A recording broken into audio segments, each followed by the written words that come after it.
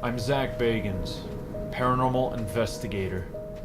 For the past 13 years, I've investigated over 1,000 hauntings. I have a series on the Travel Channel in the US called Ghost Adventures. I'm one of the world's leading researchers on ghosts and demonology, and this is the case that really fucked me up. The story was huge.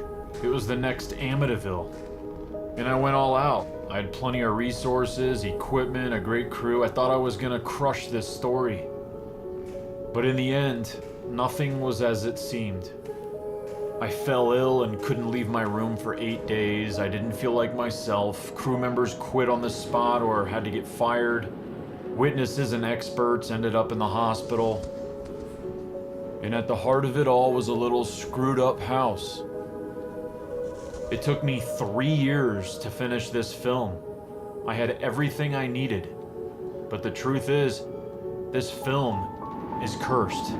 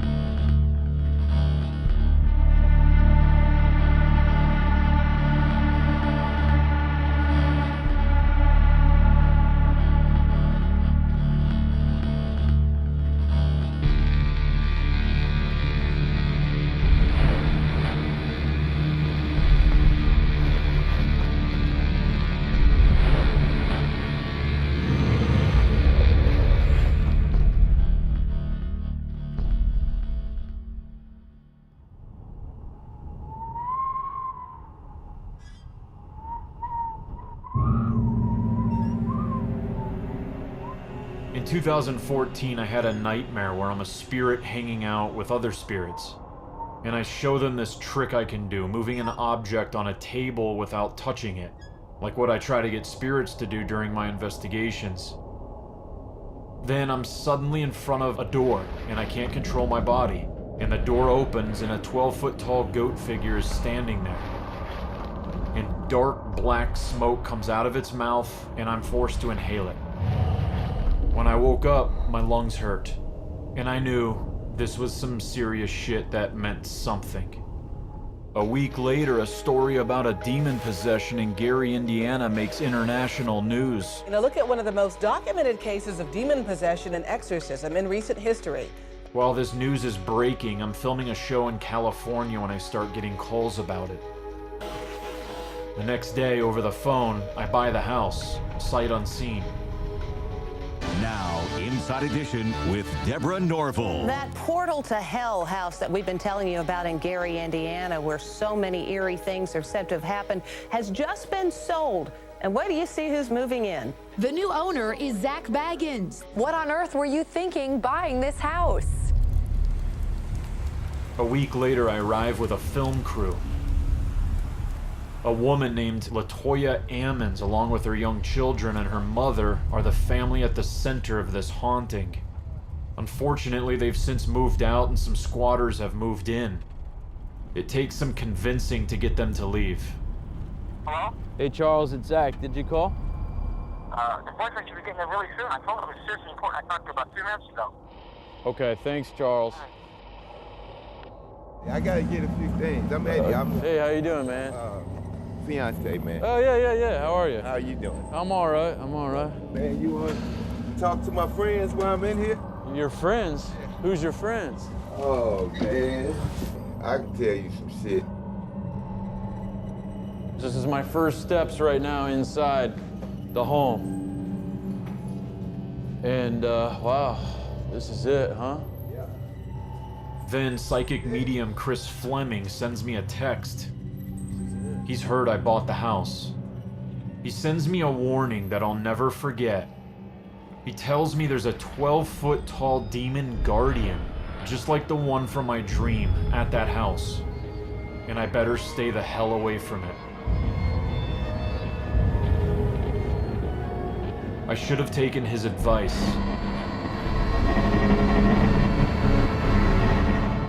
But I didn't. I just got the keys to the demon house. So I have the house, but I don't have LaToya Ammons and her family, who were allegedly possessed in the house. They've moved away to Indianapolis, so we go searching for them. Well, this is it. This is what it all comes down to after numerous conversations with LaToya and her mother about them debating on whether or not they want to talk and do an interview with me. They always said they'd return our phone calls, and they never did. So we were able to find their address. I have to go try and talk to them. We're in Indianapolis. LaToya did a news story like a year ago or something, and we were able to find this news story that wasn't related to her exorcisms about a mold problem here in these apartments. And you could see her standing there with the address on the right-hand side, and that's how we were able to be led here.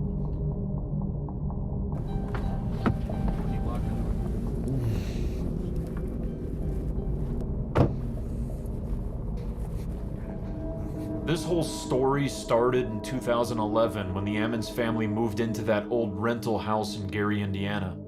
They started hearing footsteps going up and down their basement stairs, saw shadowy figures in the living room, and flies swarmed their screened-in porch in the dead of winter. A local Catholic church told them their house was haunted by spirits, and a couple clairvoyants claimed that the house was home to 200 demons. Then it started affecting their young children more. They started having dark conversations about death with people who weren't there. A family doctor wrote it off as delusions. Then on April 27th, 2012, everything blew up. Now I'm outside their new home, 150 miles away, hoping they'll talk to me. Someone in there.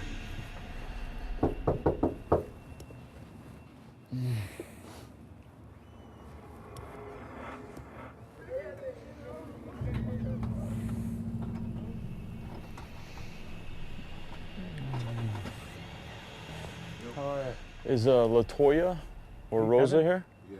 How are you, Matt? We talked on the phone. Hey, how you a couple doing? weeks ago. This is Zach. What's up, man? How you doing? I thought you looked Yeah. on TV. How you doing? Good. Pretty good. I wanted to see if LaToya or Rosa would want to talk to us. Okay. I'll see if they want to talk to you. Okay. Yeah. See what happens. It's bullshit. I knew it.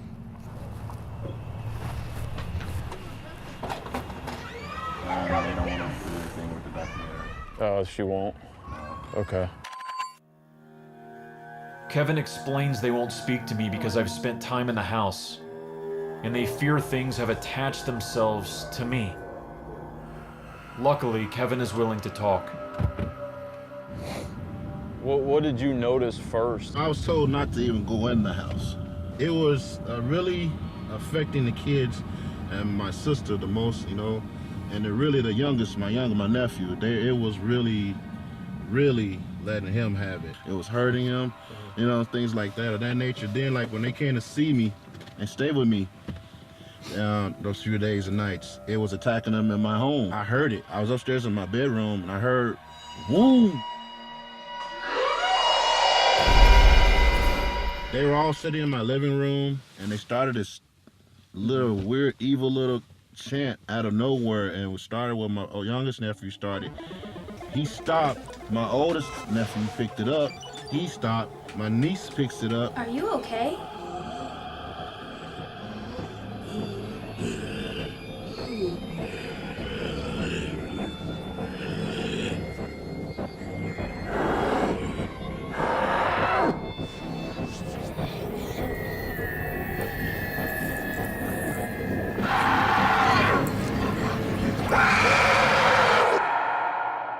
We were taking them to the car, and then all of a sudden my one nephew started attacking the other one.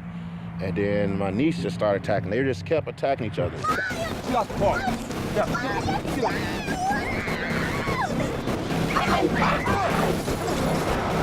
And my nephew looks up at my mom and says, "Get your hands off me, you old bitch." I said that's enough. That's it. Get your fucking hands off. Fuck you, bitch. Fuck, Has they ever talked to your mom like that? They would never do that. Ever? Ever, ever. I had my oldest nephew, and she had him, and he looks at him, and he said, "Are you ready to go, my brother?" "Yes, yeah, my brother, I'm ready to go." All of a sudden, it just started grabbing one of my oldest nephew, just slam him in the back, and he just kept throwing his hips.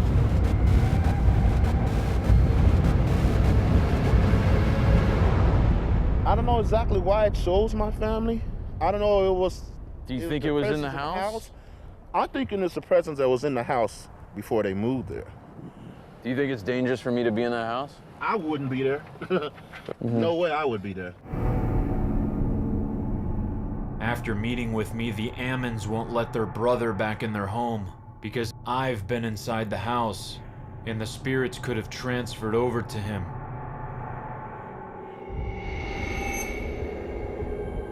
Next, I tracked down Father Michael Maginot, the priest who performed multiple exorcisms on the Ammons family, to fill me in on the next part of the story. They called 911. They called 911. They did. Ambulances came. They took the boys to the emergency room. When they got to the hospital, were there still strange things being reported by the emergency room staff? Yeah, there was one boy who was very violent. Could you mention about the hospital again, tell Lieutenant Kriska? Yeah, what happened? My granddaughter would get in her head and she could hear them talking in her head. It does to my daughter too. They say little crazy stuff to them in their head, and my granddaughter's like, "I can't take it anymore. Grandma, make them stop. I can't look in their eyes. I can't look in their eyes." I said, "Sit down, don't look at them." So I'm watching her, and I'm watching the one on the bed. His head is doing this. His eyes are rolling around, and he's talking in this crazy voice. "I've been here long enough. I came to kill. I'm going to kill now." This is how he started talking. What happens next is witnessed by hospital staff and Child Protective Services case manager, Valerie Washington.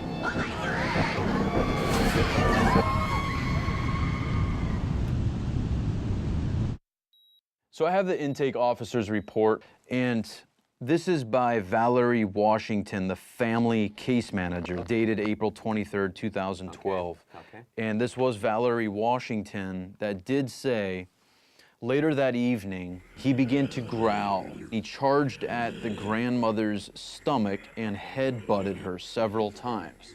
I said, "That's not Andrew, Toya." And he whirled around on the footstool, and he had that evil smile on his face. And I walked up to him. I said, "You're not my grandson. You're a demon."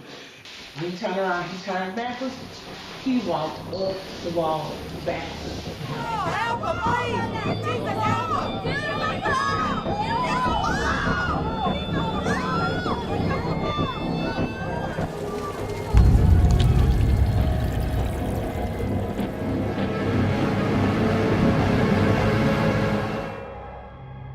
He went up the wall real fast. Standing like this, facing the wall this way, and went up the wall and came back around and stood back in front of her. What did you do when that happened? I left her. She walked out. I saw her. How was that?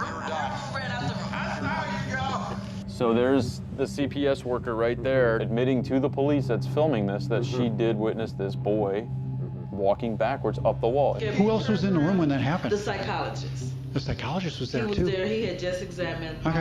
What did the psychologist say? He left the room too.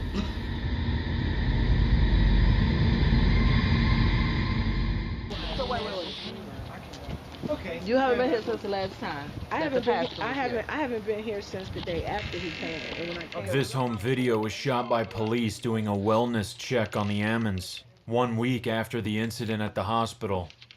This is the first time the Ammons have been back to their home since then. Is everything pretty much intact when you guys left it? Yeah. Okay. So this is, whose room is this? Oh, so you had the front room, nice. I had to stay. One of the officers that was there that day was Captain Charles Austin, who had been there a month earlier on a Child Protective Services call. Why did you come here in March 2012? I'm the watch commander for the police department. One of the sergeants stated that he was dispatched to this location to assist Child Protective Services in removing 2 or 3 children who had not been attending school. Upon walking in, he saw several crucifixes, candles which had been burnt, and Bibles. And he stated that he had an eerie feeling within inside the residence. In my 37 years of police investigation, I've never run into anything like that before.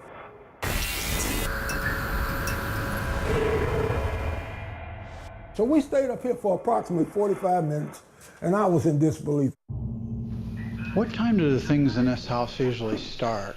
You said in the evening? You don't have a special time. I'm saying, yeah, okay, right. This is really occurring. The officers then went down into the basement.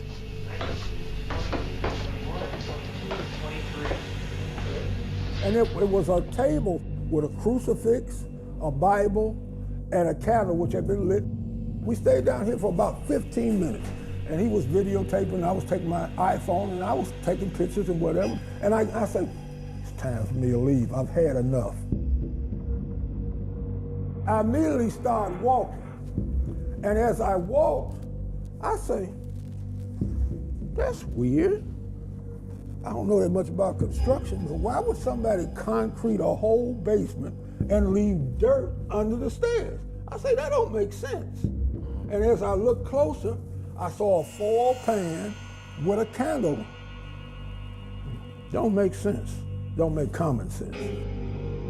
At this stage of the police investigation, what Captain Austin perceives as odd may be something much graver. Is it possible this discovery is the remnants of a ritual? One capable of conjuring something terrifying?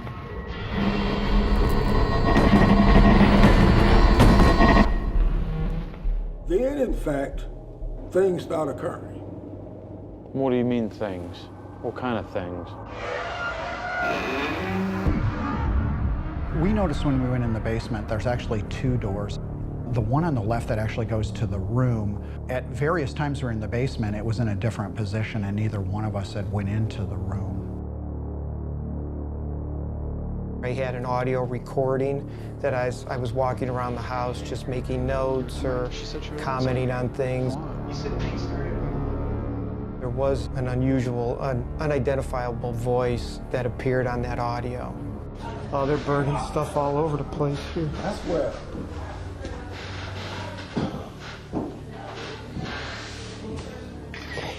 I'm surprised the fire department hasn't been here. It sounds like haze to me. I'm surprised. Did you hear that with your own ears? When that happened that day, I did not hear any voice. I only heard it on the recording. And I walked out of here and got in my unit, squad car, and I drove approximately 1.5 miles away.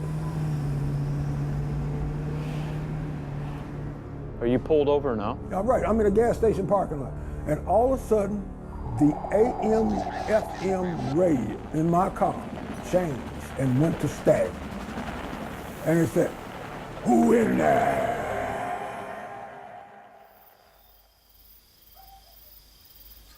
The home's previous owner told me that other police officers had experienced things in the house that had caused them to quit their jobs and move away from the area. I had come to the conclusion, because of everything that had transpired and all the things that I had witnessed and heard about, that it affected women and children physically and the stronger being men electronically. We set up another meeting to come to this house. Who did? Myself, the other officers, Child Protective Services. The same CPS worker No. from before? No. Who? She wouldn't come back. Why? She was terrified. Something was coming from underneath those stairs that was causing the whole house to turn.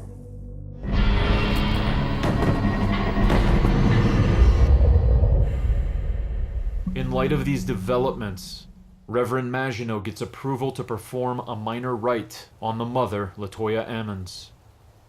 You basically want to try to either aggravate the demon or abate it. But if it's consistent, okay, you're not really affecting the demon, and you may be endangering the person. Behold the cross of the Lord, fleet bands of enemy. May you be snatched away and driven from the church of God and from the souls redeemed by the precious blood of the divine Lamb. I saw she had an aversion to holy objects. I put the crucifix on her head. She began convulsing. I took it off. She stopped convulsing. And I did it a second time. Again, watching, consistent, and did it a third time. Father Maginot sat on the couch with a Bible, some holy water, and some salt. And he was reading the Bible. He was just intense. He was really reading. While Reverend Maginot tends to Latoya, the 3 police officers who are present begin digging in the basement, under the stairs. We were digging whatever. He had dug about 4 feet. The officer? Right. And he found a nail, a fingernail, a clip-on nail. I think it was pink in color. A nail. Right. A fingernail, a clip-on nail. And he found some panties. Panties? Women's panties. Women's underwear. Also dug up that day, a comb, 2 children's socks, a heavy bar, and a red tin. So who buried these objects under the stairs? And why? Do you believe that that house was haunted before Latoya and her family moved in? If those items were there from that original family, it could be. Now, I think it would be what you would call necromancy, which is trying to communicate with the dead. We only assumed, because we had no expertise, that this was a portal to hell. Upstairs, something begins to happen in the center bedroom. We went in the center bedroom on the first floor, and the blinds were dripping oil. In fact, they weren't dripping from the top as you would expect. They were dripping from the middle of the blinds. There was some liquid material that had appeared on some blinds in there, and we had no source for that material. We left the room. First, we photographed it and documented it, and then I wiped down the blinds. And then we sealed the room, and I thought, if the grandmother had went in there and introduced the oil, I wanted to make sure that she didn't go in the second time. So we stuck a Q-tip in the door, at the bottom of the door, and then we came back about 40 minutes later after Father Maginot had blessed the house, and the Q-tip was still in the door. We went in, and then the blinds were dripping oil again. Lieutenant Grushka actually went outside, and we shined flashlights on the outside of the windows to see if it was coming in from the outside or from the ceiling, and we could never determine the source, Zach. This CPS worker would be the next to fall victim to the malevolent energy in this home. The CPS opened the cabinet, and she took her left hand, I remember, she may be left, and she touched the dripping. The fluid. The fluid. That you've been seeing. Oh, right. And when she touched the fluid, her whole half of her hand changed, like all the blood had been drawn out of it. It went white. White. It was just completely white. And she had to leave the house. She had complained of pain in that, and it did turn white. I went on the investigation, like I said at the very beginning, thinking that it was a hoax. The more investigation we did, I believe that there's something there. There's just too many people that I know who are truthful people that saw things, that some of them which I saw, to discount everything. I was talking to the Child Protective Services worker. Her hand was starting to come back to life. Okay. And Father Maginot came to the front porch stairs outside, and he stood there, and he looked. I say, Father, what's wrong? And he looked exactly like the CPS worker's hand. He was flush as a sheet of paper. And it was like, I said, what's wrong? And he said, the blinds are dripping.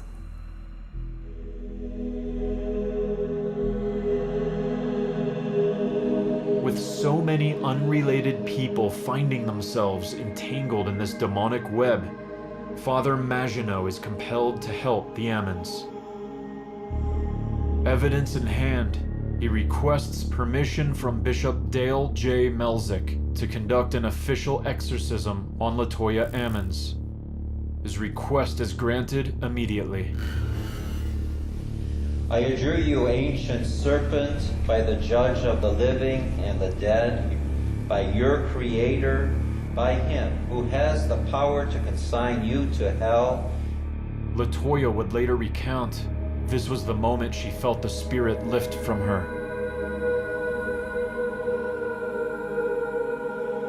The stories I had heard about this haunting were compelling, but as I began my own investigation, there was just one nagging question. Was the whole thing a hoax?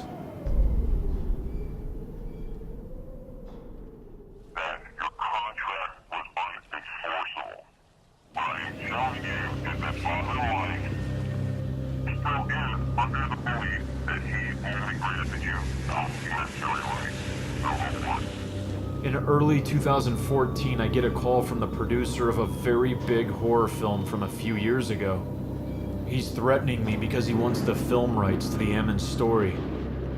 Due to privacy laws, his identity is disguised here. Don't bully me around. Do not call me and threaten me. Don't call me and tell me that Mr.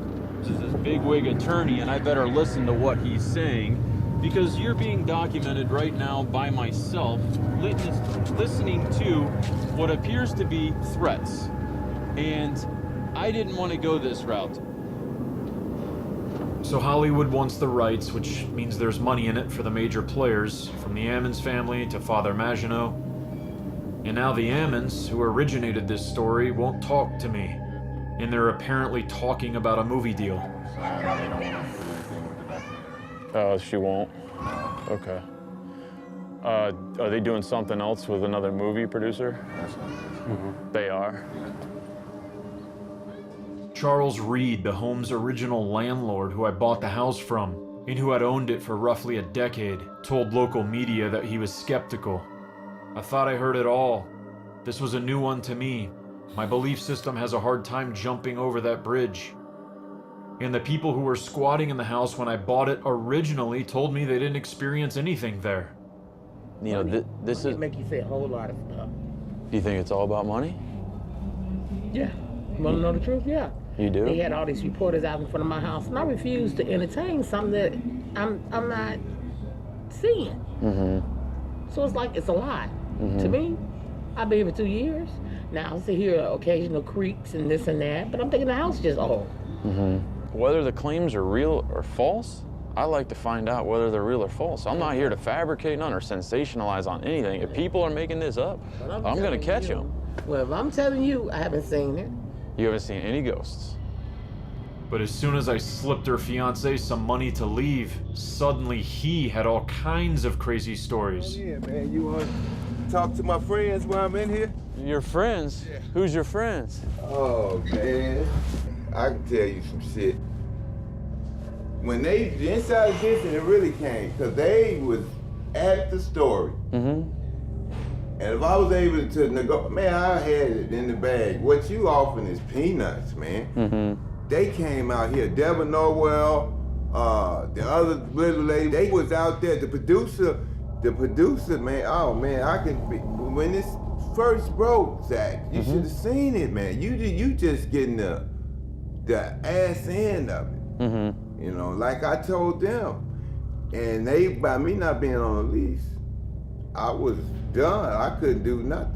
Yeah, have you seen things in here? Have you seen ghosts in here? I'm not gonna tell you that until we sit down and make an agreement. You know, it's a market for it, and I seen the market with the people. But your fiancée said that there's nothing in here. But that's her story. Inside Edition also wanted to talk to me, but instead I went to meet with the home's original owners. There I learned that other members of the Ammons family also took issue with the claims they were making. Charles just got me an article here, and this was published February 5th, 2014. It says, the grandmother of the possessed kids insists none of this went on. Could this be the other grandmother? I don't know. I read that. So LaToya Ammons, her mother, is the one that lived in the house Rosa. that witnessed all that stuff Right. and did all the interviews stating that she saw the kids being lifted up and tons of other stuff. Right. So now LaToya Ammons' stepmother, which is a different woman, my children, LaToya's brothers and sisters, are outraged, the stepmother told me. They know the true story and they're upset about the family's name being dragged through the mud. My family hoped this would all blow over. It has not. Wow. Wow. Also, a photo leaked online of a ghostly figure in one of the house's windows. But this was almost definitely faked using a cell phone app. On top of this, I had the house inspected, and the inspector found mold and other things that could have had a psychological effect on the residents. So what does the house contain? Asbestos, black mold, everything? Pretty much, you know, but it's not all, you know, circulating in the air. Like the black mold is up in the attic. So there's probably carbon monoxide leaking out of the furnace, the water heater exhaust, and it goes up into the chimney, you know, which goes up the levels, the floors of the house. So that, you know, that can, you know, seep out. Okay, can that make you feel dizzy or euphoric? Oh, for sure. And then you have to think about too if any of those elements would affect the human mind or the body to perceive those side effects as paranormal induced type euphoria and spirit energy. So it's something to take into consideration. I was starting to think this may be an overblown case of mass hysteria, or that there was some other normal explanation that was now being turned into a money grab. But then, with my own investigation, shit got crazy. One day when we're filming at the house, a woman drives by and says she used to live there in the 90s. You got my audio, Jay? Check, you got it? Did you used to live in here? Yes, I used to stay in So you used to live here how many years? We stayed like 4 or 5 years. Okay. My mom moved here first, and then I moved in with her. Did you all hear about what's been going on in here? Yes. You guys have all heard about it? Has your mom been telling you about it? It's on Facebook. I know exorcism happened. Yeah, a lot of stuff happened here. If the claims are true about the demons being in here, I just want to make sure it's okay for them to be in here. Because the other family did have 3 kids that also lived Oh, in for here. real? Yeah, except they were two boys and 1 girl. What? Mom, are you giving them permission to go inside? Yeah, y'all just gotta be careful, because like I said, I ain't been here in a couple of years. Yeah, my mama landlord used to own this house. You ready? Yes, I am ready. Oh my God. This is my room. Do they still got the skeleton key doors? They used to be skeletons. Really? Be Skeleton, careful. no, the doors were skeleton keys, so they changed the doors. Yeah. This was your room right here?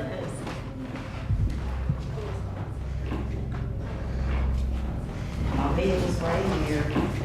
How old were you then? I was 19. Teenagers? Yes, I was 19. Yeah. What's it feel like to be back in here? Oh my God, I'm shocked. Yeah? Shocked. Mika, do you ever remember anything happening to you or your friends or your family that was strange? Well, my friend Kanisha's like, when we used to leave my friend Kanisha here, and when we would come back, she used to be like saying stuff like she heard noises, Did she ever say what kind of noises? like footsteps going. She did hear people walking around. That's the basement. I never went to the basement, so. Did you never like to go in the basement? Do you want to go in the basement now? Yeah, if you go first.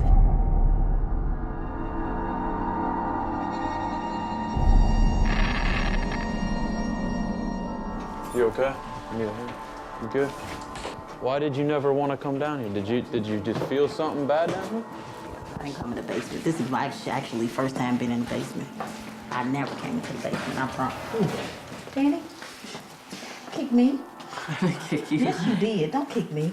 Shit. I'm gonna excuse my French. I'm sorry. No, you say whatever. You say whatever you want. I don't know. What's wrong? Upon reviewing the video with greater brightness, you can see her leg buckle. But nobody kicked her. I never came into the basement, I promise. Danny?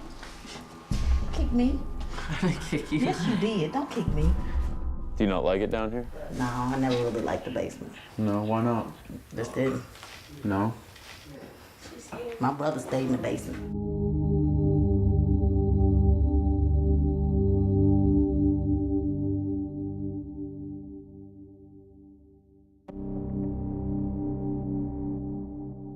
Is your mom okay? I don't know. I guess she's scared. That's why she wanna leave. Yeah. She all creeped out. I want to do that little turn off the lights and then the green stuff so you can see it and hear everything. The night vision camera? Yeah. It's scarier than watching it on TV. Please, they can stop. get inside of you and stuff and do all kinds of weird stuff. They can make you sick and that ain't fun. It's happened to me. Who helped you? Like, get that stuff out of you? A priest? Oh. And that's when you start wanting to do ghost hunting? Well, yeah, more or less investigating. That's what brought me here.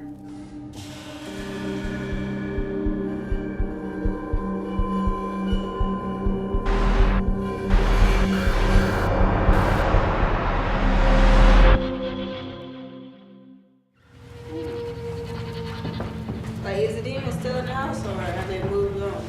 I don't know. That's what I'm here to find out. Will the ghost come to our house since she lived here? Are you worried about that? Yep. You are? A real worry? Yeah, because I'm afraid.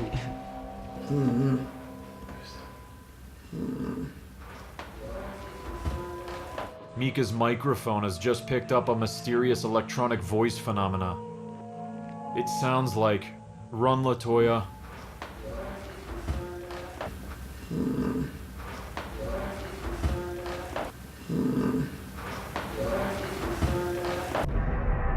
Latoya, of course, is the name of the mother in the Ammons family.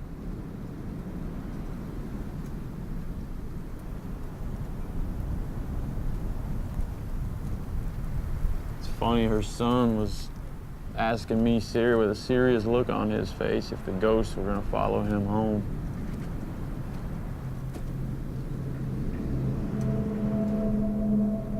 I don't know what's wrong with this boy.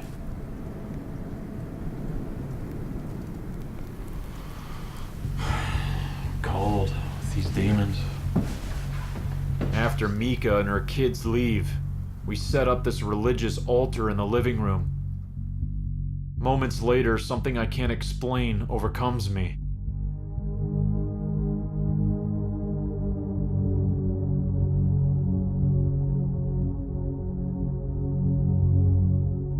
This moment is only captured on the surveillance camera.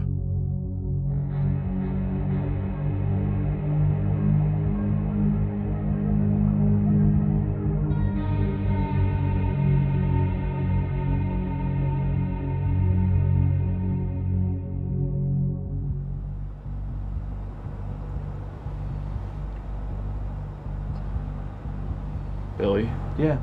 What in the fuck just happened? Oh, you attacked Jay. You told him, get the fuck out.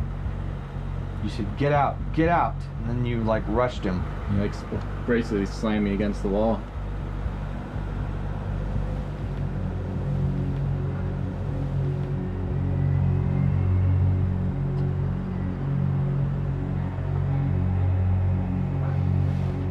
Give me the keys. Come outside for a bit. I don't want to. I know you don't. You need to, though. All right. Just hold on. We leave and drive around for an hour. Then the man living next door calls me. He tells me there's someone on my porch trying to break in. Are they turning into my house? Yeah, go over there. Go. All right, right now we are just around my house and we see 3 police cars turning down the street to my house. Yeah, pull up over there. Go, go, go. Hang on, let me... Slow down, Matt. Jeez. God. All right, let's...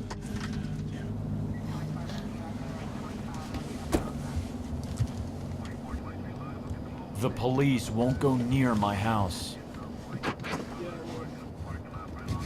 So you think there's spooks in there?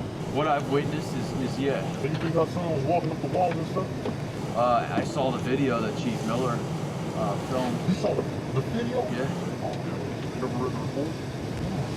Go on, and I ain't reading that. No, read the whole report. No. There's an actual, like, 5-page police report on this stuff. I got it. If you want to wait, I'll take you guys in there. No, I'm good. I don't want to go in there. Yeah, because I believe in that shit, and that shit might follow me home. Chief said he refuses to ever do it because stuff follows you. Yes, that shit. And I won't tell him that. I don't even like standing out here close to this place, man. It's a different kind of haunting. It's not just. Man, you ain't fucking with me, right? You telling me the truth, real? Yeah. I don't.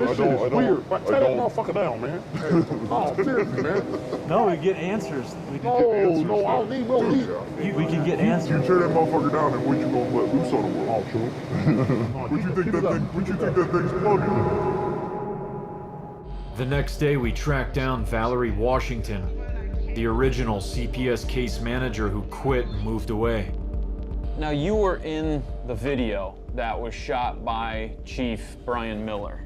Yes. I'm gonna get ready to leave you guys. Okay. I got another case. Okay. Do you still feel what you witnessed that day was beyond the capabilities of a 9-year-old boy? I'm positive in regards to that matter.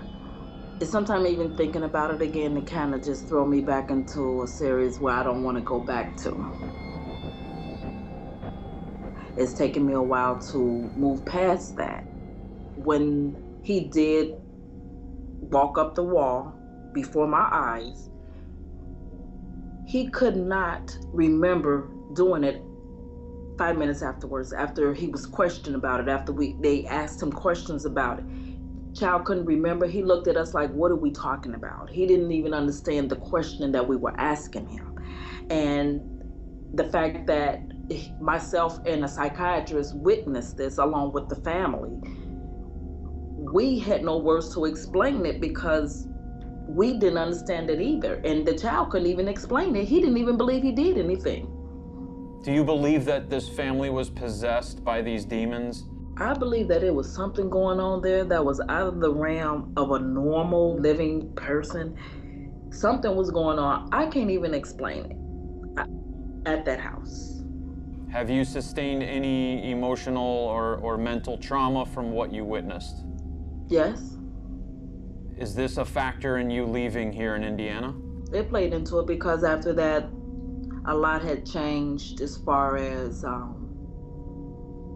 me trying to do my daily routine work. I worked as a child fatality worker. You know, I investigated children dying. I've seen children in various situations burned, beaten, but after that it was just, it was traumatic. And I also talked with a psychiatrist in regards to that, and she stated also it was a very traumatic experience for me, and that I did need to go and seek some help. I have witnessed that anyone that has ever went to that home, the effects that they had after they continuously went to that home, the things that happened to them. I do not like talking about it because to me, if you feed it as if you're scared, it will bother you.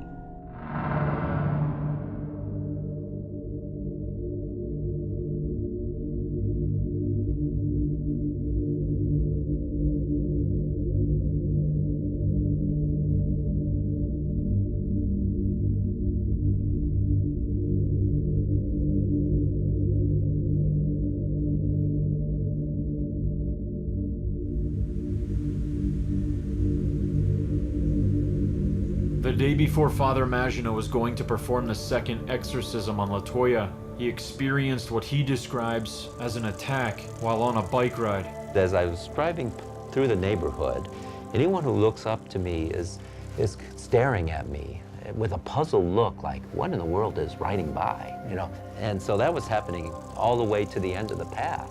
And all of a sudden, I'm on the side of the path, thrown down. You know, how did that happen? Then I looked at my bicycle seat, and it was 45 degrees off. I knew that the demon was trying to find out what would stop me from going forward with an exorcism. as I knew it, the demon didn't have much force to do that. And that was a scary moment, because what else can it do?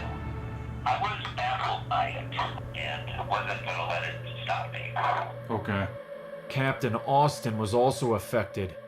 Just 2 days after I interviewed him in the house, he found himself in the emergency room. I exited the restaurant. I was in full uniform, and when I exited the restaurant, I had the dentist in my right hand. I was walking towards my squad car. I walked down the sidewalk, and as I walked down the sidewalk, both feet slid on the ice and went up about 3 feet in the air. Jeez. I did a somersault and fell on my head. I was unconscious for approximately a minute, and I was bleeding from my head. And everybody came out the restaurant, they was hollering and screaming, and they called the ambulance and they transported me to Methodist North Lake Hospital. Captain Austin would also end up being shot during a home invasion, but he survived. As I make my way back to the hotel, I receive a phone call from a distressed Mika. Something is terribly wrong. Yes, I was at my daughter's pageant. I don't know. My mama came back and they've been trying to call me. I just came in the house today. When did this happen? Just now? I'm waiting on the police to come. Will you call us back after the police leave? Yes, sir. On February 20th, 2014, just 2 days after visiting us at my house, Mika's daughter attempted suicide by overdosing on medication and stabbing herself.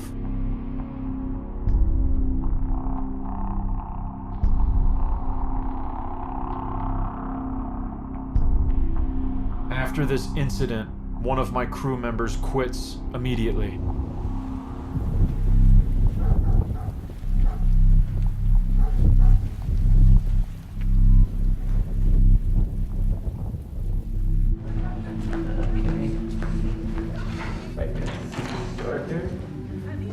Okay.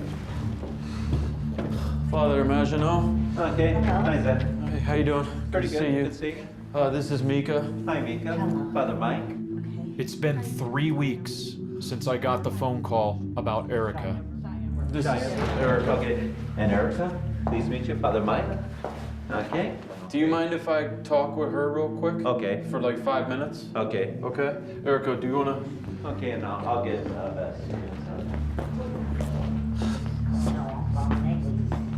Do you remember going in that house? Remember when you went in with me and your mom like a month ago?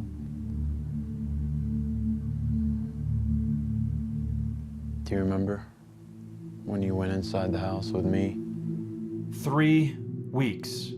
That's how long it's been since Erica spent time with me in the house.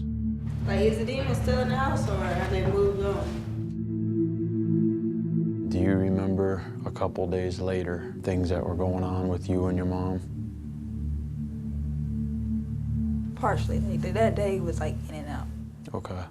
Do you remember what caused you to get angry? Not that angry, no. No? No. Okay. Did it feel like you? Or did it feel like just someone else out of nowhere? Not when I threatened my mother. Have you ever threatened her like that? No. Okay. What did you tell her? That I was gonna kill her. Okay. Okay. In her sleep? Okay. Do you remember hurting yourself that day? Do you remember stabbing yourself? No, no. She had holes in her, wrists. Her eyes were like red. And How did she have holes in both her wrists? In both her wrists. It was like little cuts, like she had stabbed her wrist. With a Pins. pen? And my sister's the In RN. both these sides? Yes. Okay. My sister's Like the where RN. Jesus would have been crucified. Yes.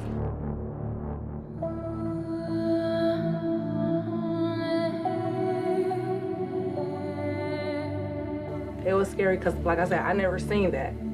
Something was wrong. She wasn't Erica. She wasn't. She was not Erica.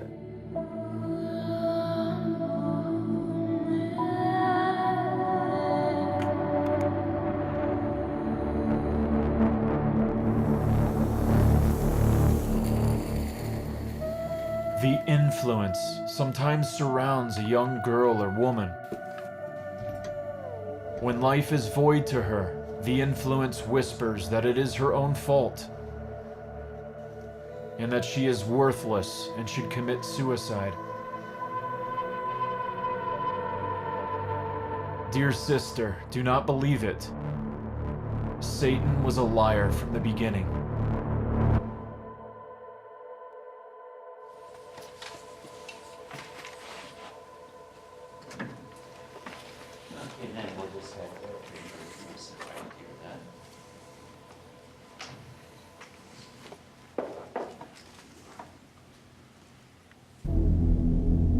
O water creature of God, I exorcise you in the name of God, the Father Almighty, the name of Jesus Christ, His Son, our Lord. My daughter was screaming at me, talking about, I can't stand you, I can't stand you. Is this typical of your daughter's behavior? No. I mean, it was You've strange. never seen the rage like this before? No, Ever? it was strange. It was like everybody was trying to calm her down and she was just snapping off. Look down in pity on this your servant Erica, now in the toils of the unclean spirit, now caught up in the fearsome threats of man's ancient enemy, sworn full of our race. Another weird thing that happened when we was at the hospital, and I'm not making this up on everything I love. My daughter was laying in the bed down where Erica got up. It was a 6, like, engraved in our back. So my daughter was like, Wait, what? A 6, like a number 6. Was engraved in whose back? It was in my Erica's back. Mommy, Erica got a 6 on her back. Do you remember seeing this 6 that was carved in her back? She was being all calm and weird. How was she being weird? Because it wasn't her. Or like it was somebody else in her stomach or something. Do you know how this 6 got carved in her? Mm-mm. It was a number 6.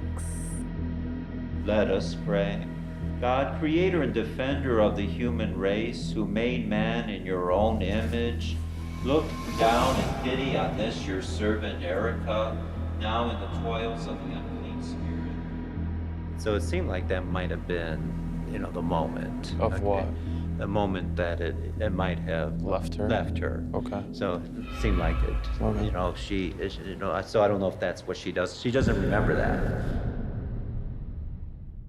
After news of Erica's attempted suicide hit the media, my dear friend, Debbie Constantino, who'd been on my show numerous times with her husband Mark, saw the headlines and began to try to make contact with the demon remotely. What is Doc making doing right now? What's his job here in Indiana? How did he get there? And why did your daughter or any other family, just that family?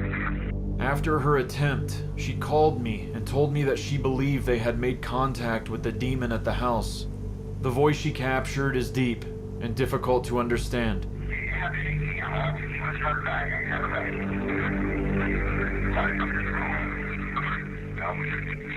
It almost sounds like it's saying something's wrong.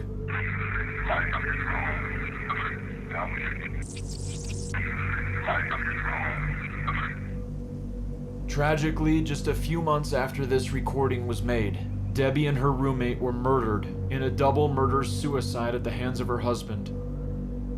This hit me hard. I couldn't accept it. I felt like I'd lost a member of my family. I believe that certain environments can make demonic activity more likely.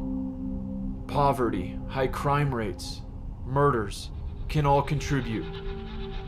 Gary, Indiana unfortunately fits the bill, with over a third of its population living below the poverty line and one of the highest murder rates in the country. You guys ever heard gunshots around your neighborhood, around your house? Yes. We live down there. Do you know where the house is, where the drive-by was? Yes, it's like right. That greenhouse right there. A lot of the elderly are getting robbed here and houses are getting broken into. So we need to bring jobs back. We need to get the schools back open in Gary. It hurts me to my heart. The Emmons' old neighbor told me that a total of 5 people died while living in the house. and one of those was a little boy that died in the back bedroom downstairs in the basement. It's the same bedroom that Mika's murdered brother had lived in. I also had to consider that someone close to the Ammons may have cursed the house and invited the activity on purpose. LaToya Ammon's former neighbor also told me that her ex-boyfriend may have been abusive. Was he the one who had put the altar under the stairs, possibly trying to curse her? I decided I would try to confront him to get some answers. Far away. 2.7. Oh my gosh, my nerves are just fucking... Our secret informant who's been on surveillance over there just called and said that he's there. And right now I'm like really tense for this, but happy, excited, we'll see what happens.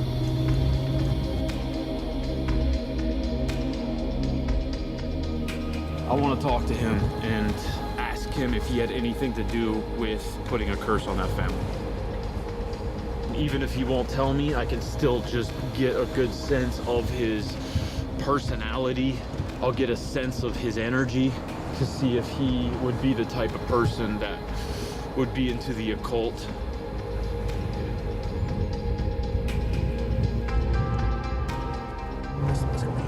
It's gonna be him? Yeah, it's gonna be him. Yeah, that's him. Yep.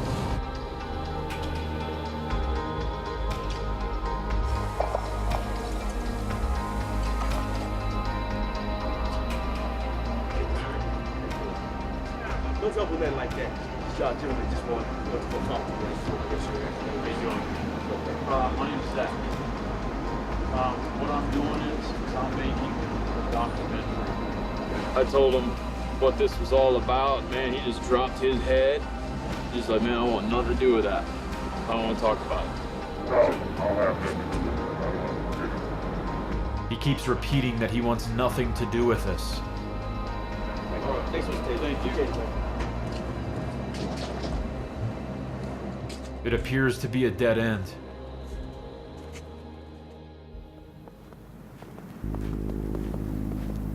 I invite Dr. Barry Taff, who holds a doctorate in psychophysiology, a minor in biomedical engineering, and who's conducted over 4,500 investigations, including the famed Entity case in 1974, to help me try to decide if high levels of man-made electromagnetic or earth-made geomagnetic energy could be causing false positive paranormal events inside the house.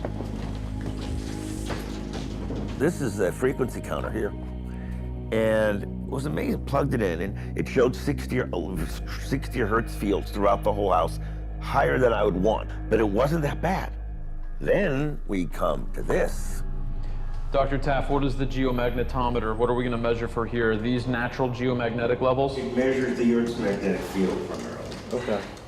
So this, we're not looking so much as the house. Right. But what's under the house in the ground. Right, and coming up from it. Right. High levels of geomagnetic energy could trick the brain into thinking there was paranormal activity when there wasn't any. This is very normal. You're getting early, low 500. This is what I would expect. You start getting over 600, 700, then you have a problem because it means something's creating this low frequency magnetic field. And what is it? What are your readings? Not normal. Everything's normal here. Took out the 60 hertz calibrated tri-field meter. Then, a few feet away from the wall, about halfway up my body, I started seeing like a 1 hertz oscillation. Look. Yeah. Why is it spiking here like this? Why is it doing that? I don't know. Look. We tested the walls. Look. It's not the wall. Look. Yeah. Why is it? I don't know. Floating right there. That's weird. No, it's like gone. So it's transient. And what was odd is the transient nature. It's not against the wall, it's not on the floor, it's not up above. It's a couple feet forward, a couple feet in the middle of the room, half my height up, and it's oscillating. Whoa. I'm getting a... Hang on. Yeah, let's turn. What's the matter? Ooh.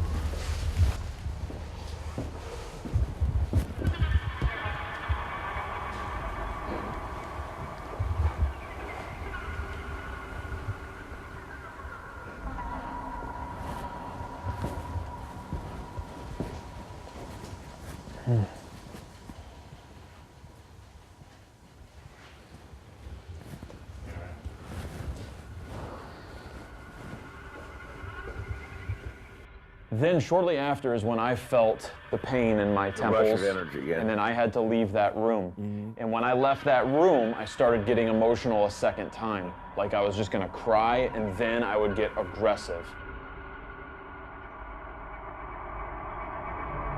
My eyes begin hurting for no reason, and I don't realize it's a warning sign for what's to come. That's what happens. It comes in and it'll hit. Do it again. Slap your hand together like that again. Just as you did that, we got a spike on the instrument. That's what happens. It comes in and it'll hit me. Why would that happen? Your body's in some way it's in some way affecting the electromagnetic field here. Your body is a capacitor. It's being charged up by this environment, and you discharged it. Whoa, I'm getting crazy interference in here. Let me see, I'm getting it off him then. Oh, from your neck or something. You get real aggravated. Look. It's magnetic. Look. We didn't get that before, did we? No. 20 milligauss coming off you. That's a little high. Why would your body be emitting? Now remember, biomagnetic fields are really weak. You shouldn't be able, you need a superconducting sensor. And what was I giving off? 20 milligauss? About maybe 8 to 12 million times normal. What? 8 to 12 million times normal. 8 to 12 million. The average human body's magnetic field that we generate is measured in millionths of a Gauss. It's a 1 hertz. Look at it. It's like a, yeah, not a 1 hertz. Look at that. You see that? Wow. Interesting. And yet, move away from here to see if the space is affected. It stopped moving because he moved. All of a sudden, something causes me to lunge at Dr. Taff, and as I force myself to walk away, realizing I may attack him, my cameraman captures the device spiking again at the same exact time as my hostile movement.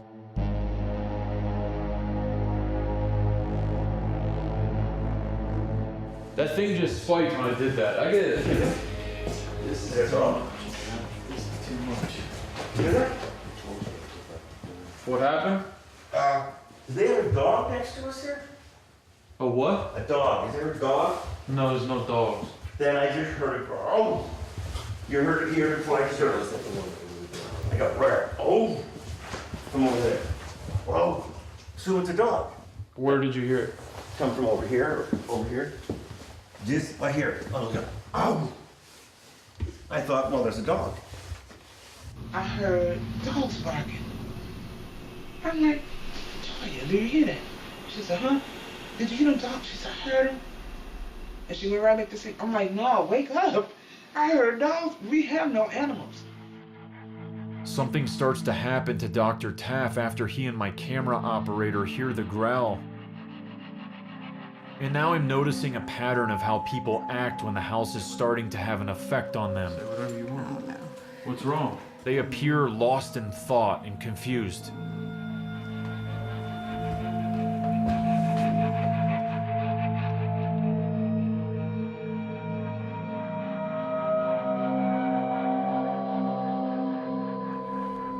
Do you want to get out of here for a minute? Are you okay? Yeah. Because you're... No, I need something to drink, like water. Okay. Yeah, I just feel very... Yeah. You don't... I'm not feeling dizzy here. I'm noticing that you keep shutting your eyes and because I swaying. feel like I'm gonna fall backwards. I feel like I'm gonna pass out. Let me see if I move. You okay? As we head upstairs, I go outside to clear my mind from the house. And at that time, I don't notice Dr. Taft becoming affected again. Weeks after this investigation, we discover something disturbing captured on this camera while he walks in a state of confusion towards the back hallway.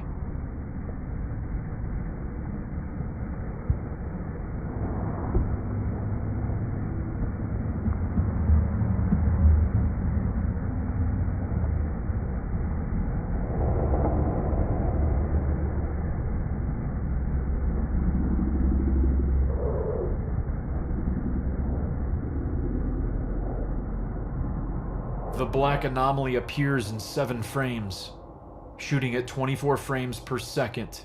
1, 2, 3, 4, 5, 6, 7. Which means that when played at regular speed, the anomaly manifests in a fraction of a second. As Dr. Taft walks back, he places his hand in the exact spot where the black mass just manifested off the wall. At which time he immediately becomes affected again. Oh, it's really bad in there. That same sense of nausea and like you're gonna throw up. Reverse peristaltic action, very strong in there.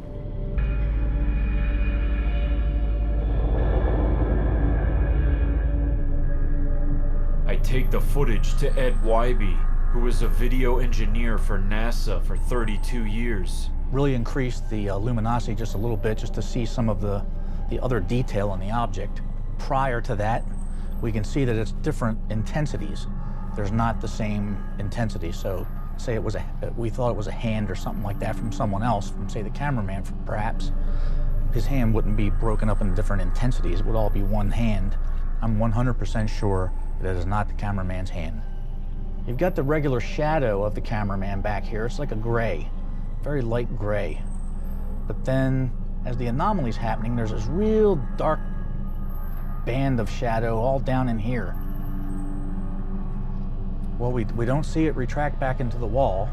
It's quite possible it could have entered the cameraman. I don't know if that cameraman had any problems after this shoot. As a matter of fact, that cameraman did have problems. A little while later, he suddenly had to lie down.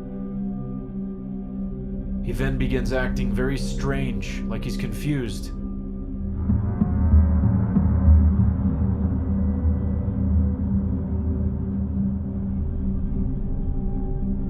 No one sees him wander off into the basement alone.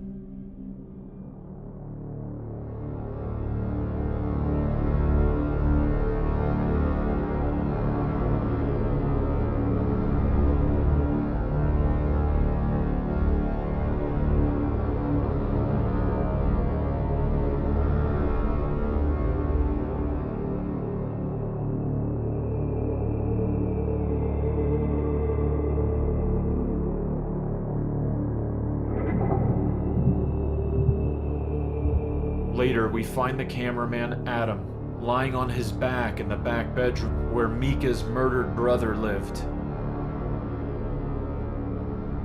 As we return to the hotel, that same cameraman, Adam, starts vomiting blood in my bathroom. He then leaves my room and begins screaming my name in a strange voice. We start rolling with our cameras. What's wrong? Where'd he go? Film. Wait. He's calling security.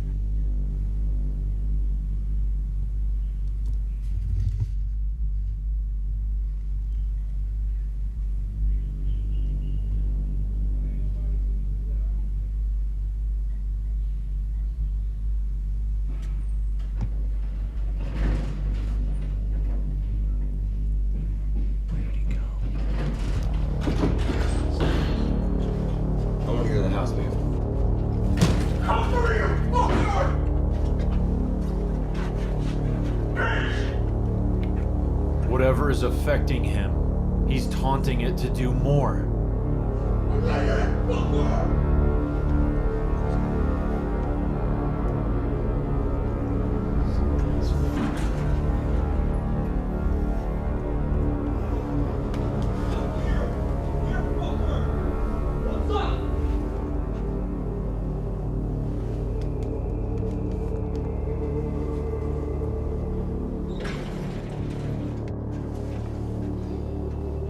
Dude, what's wrong?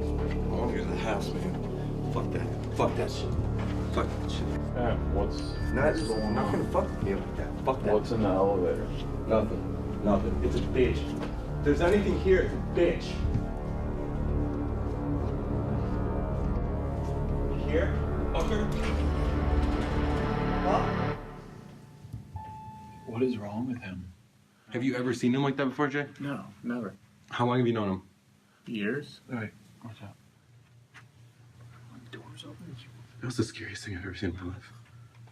Like, Alright, hold on.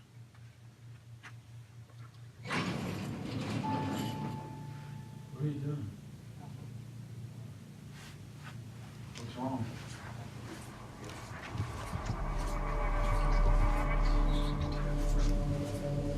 crazy. Get back. Yeah, I know.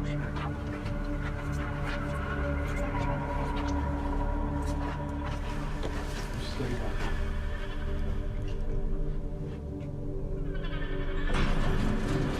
Let's go. For security.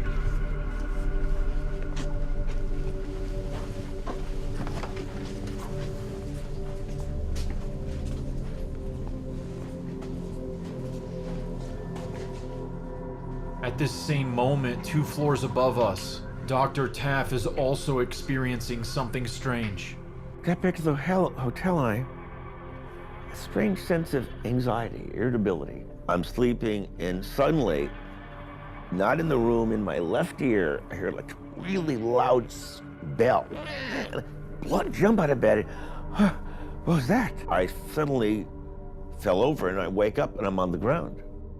When Dr. Taff gets up, he realizes he has blood in both of his ears.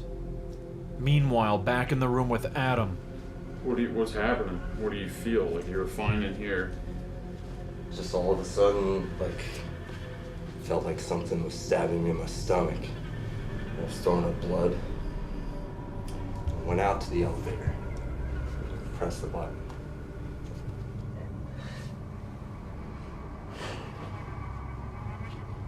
Do you think that shit's making you puke and all that? No, I don't. Just, you guys, can you just cut the cameras, man? Seriously. Fucking. Do little shit like that, it's not gonna fucking. I think that's how this thing works, though. It's trying to draw you in, piss you off, and like that's been happening the whole time we come here. There's like these little pokes at us, like these little things. All right, like it so like fucks with us, honestly, you know? between all of us, like, why the fuck would it fuck with me? God, dude, I thought you saw a dead body in a fucking nowhere. Oh, I thought I was gonna open that up and There see was it a face. mutilated. What'd you see? There was a face. Could you get any details or anything? I think you know what I saw, bro. I had never told my crew or anyone else about the nightmare I had a week before I bought the house, where I saw the face of a goat man exhaling black smoke into my mouth. Like, I shouldn't be really amped up right now. I need to calm down, I'm sorry. scared the shit out of me.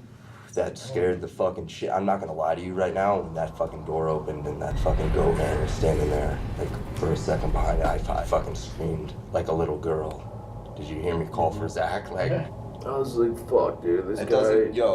doesn't, it doesn't want me. It wants him? Yeah, it wants you.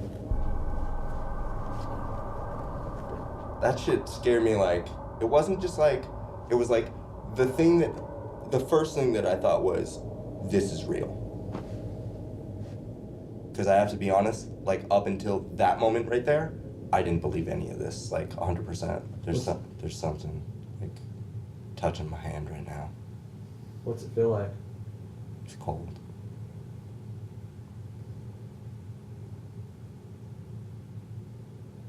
You got Grab that meter over there. which one? 7. Whoa, whoa. He has a field around him. Come over here. I felt it on my arm. You're a fucking bitch. Do something better than that. Do something better than that, you fucking bitch. Feel around him. That just made my arm hair fucking stand up. Do something better than that. I'm sorry.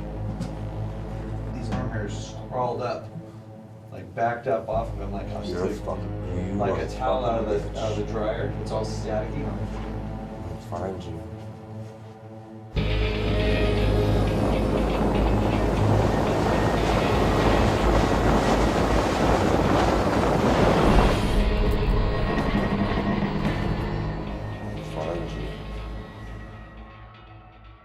A short time after returning home, Dr. Taft's organs begin to shut down one by one. Being in overall good health, the doctors cannot explain the cause of this. So they started telling me my organs are shutting down and failing. All my organs started shutting down. My prostate, massive infection, my kidneys, my liver, my bladder was infected, my whole body was failing. But I mean, it was collectively, it wasn't like a little here, boom, boom, boom, boom, boom. It's like a cascade. This, boom, boom, boom, boom, boom, poof. I felt nauseous and dizzy and went back to the hotel later on and I fell and then I passed out and I started to shake really bad. And that's atypical. Did you ever go back to the house? No. I said, the man who hired me went back and he got sick. A cameraman was there and he got really sick and I saw it right in front of me and he got sicker than I did. What? Started shaking, nauseous, kept throwing up. It's all happening. See, the problem is it's all happening at the same time. That's what makes it weird. So, the problem is why are my organs all starting to shut down simultaneously? This place might have had a more dynamic and dramatic effect on me, but in a way I didn't understand until it all slammed me together. If my theory is correct that my body shutting down is the result of being in the demon house just for several hours, that's long-term effects. I was only there a few hours. If I'd stayed there overnight, given what's going on with me now, I'd probably be dead by now. Who knows what's going on there? Beside the paranormal phenomena, there may be other elements that are tied into it that explain this in ways we don't yet understand. And what happened with you at the house, what happened with the cameraman at the house, this is this tip of the iceberg. So this may provide incredible new definition for what's going on in these cases. This is a life-changing experience because I never thought this would happen to me. After the night of Adam's meltdown, his behavior continues to be disturbing. The very next day, he tells me to go into the bathroom of the house, to smash the mirror, and to slit my throat with the broken glass. He's no longer himself, and after a couple days of this, I have no choice but to remove him from my crew. Jay, my other camera guy, tries to get Adam some help, but he refuses.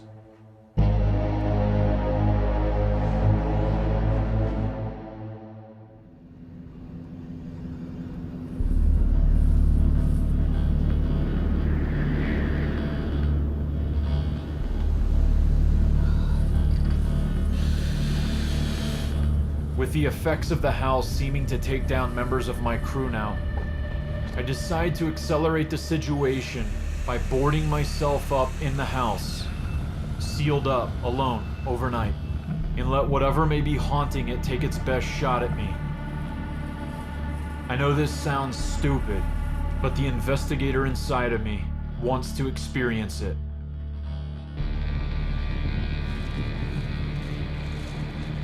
Been a long time. It's been a while. How you doing? I'm okay. I want to seal myself inside here. When? I'm gonna start in about 15 minutes. By yourself? Yeah. The last piece of plywood goes on that front door. And that last piece of plywood is gonna get screwed in with me inside. But if something goes on that you cannot control, you're gonna contact me so that I can come to contact the fire department to bust in the door. Is that a problem? No. Okay, all right. That's fine. Good luck.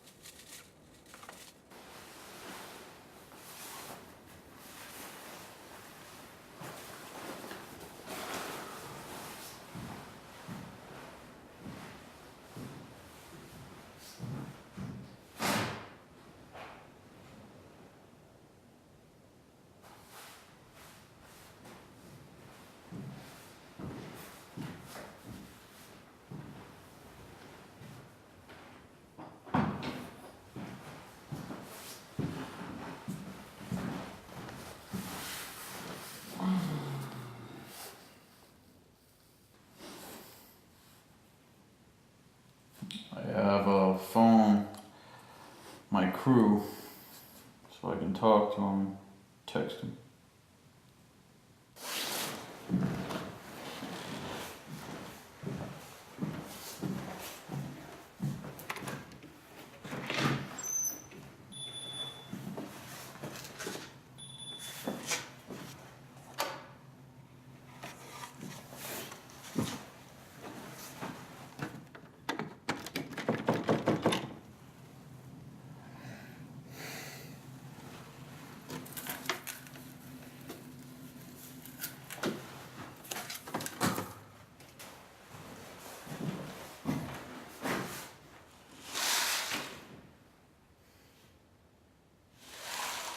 Pretty weird feeling, just knowing that you're completely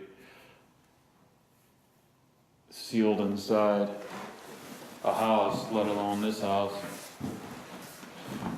And I'm really afraid to turn that light out. That's like my safety chain right there, that light.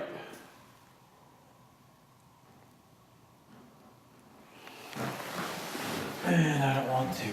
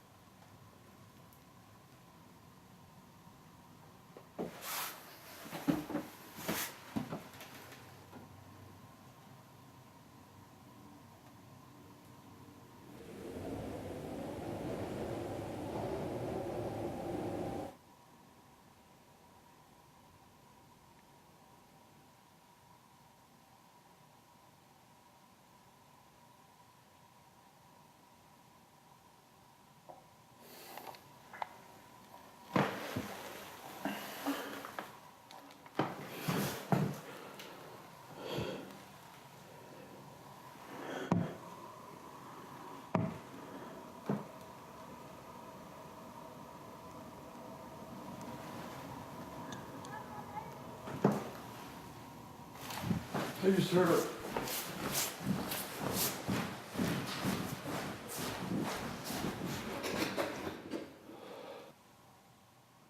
I heard a female voice in the kitchen.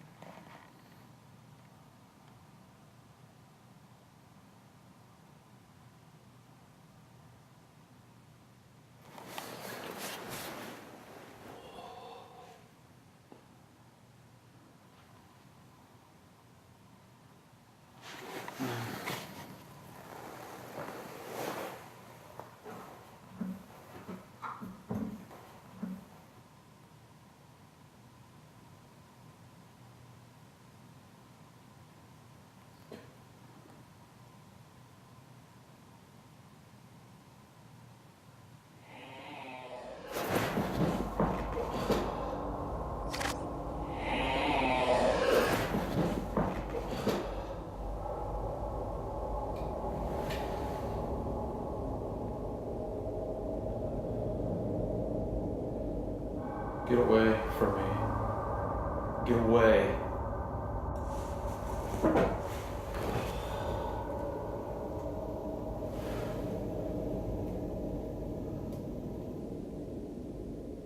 Back the fuck up.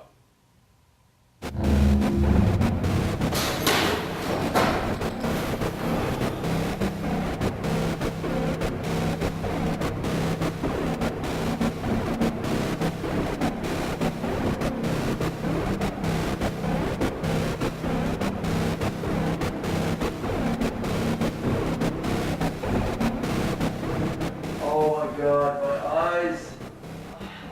Ow. Ow. Fuck. Fuck. Get the fuck out of here!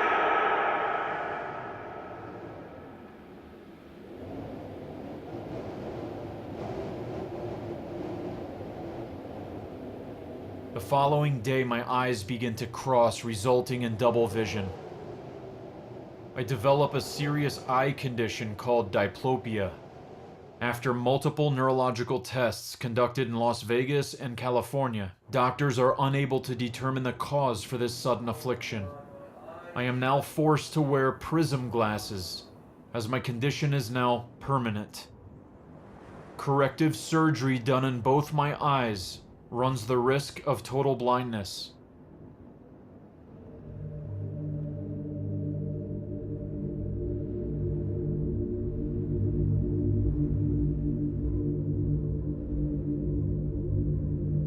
Shortly after his interview, Kevin Ammons was kicked out of his family's apartment. They claim something dark transferred from me to him.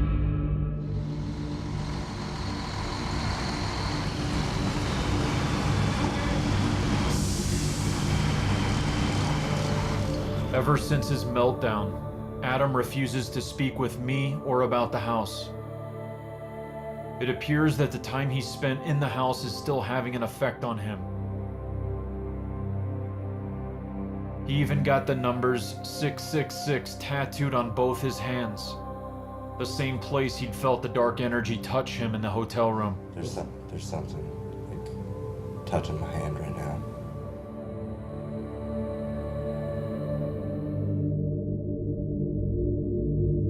Dr. Barry Taft continues to have health problems. Doctors are still searching for the cause of his mysterious organ failure. I'm reminded of the toll the house has taken on nearly everyone who's visited there. Valerie Washington moving away and seeking therapy. The other CPS case manager who suffered motorcycle burns and a broken hand, ankles, and ribs shortly after being in the house. The home inspector who was diagnosed with cancer. Father Mike's bike accident, Captain Austin's fall and rush to the ER, Erica's suicide attempt, Adam's meltdown and the aftermath in his life. Even Chief Miller claimed that something may have followed him home from the house one night. Something came back with him. I don't know if it was that demon, but something came, and I don't want it back. And finally, the permanent damage to my eyes. So I decide it's time for the house to go away.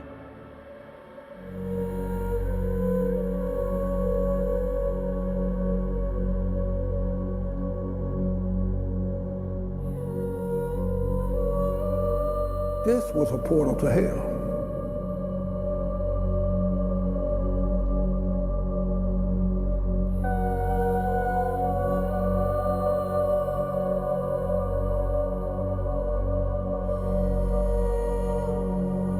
I was told not to even go in the house.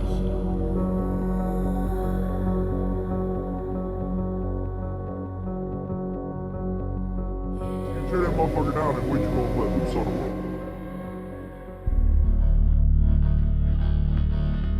Most of the house was hauled away to be buried in a landfill. I wanted to make sure the house never harmed anyone else again.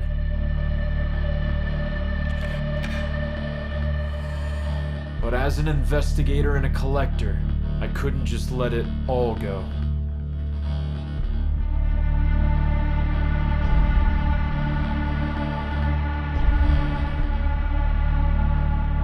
So I kept some of it, including the basement stairs and some of the dirt.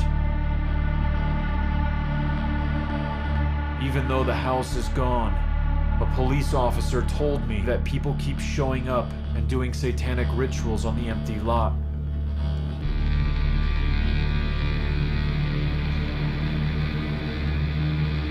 Like I said at the beginning, this story is cursed.